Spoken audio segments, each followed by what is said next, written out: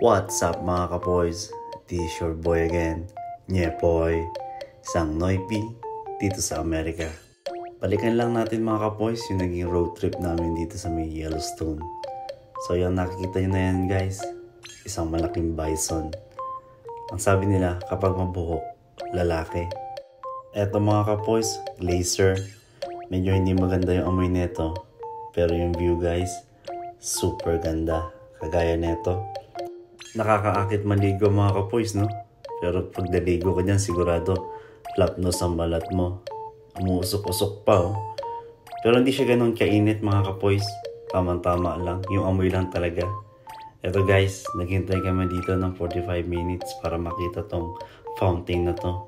Pag dumikit ka dyan guys, sigurado lapnos ang balat mo. Dito ako super na-amaze mga kapoys. Sobrang ganda ng falls na to.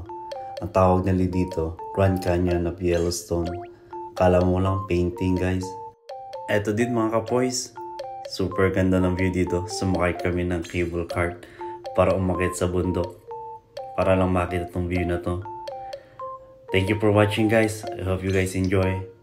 God bless.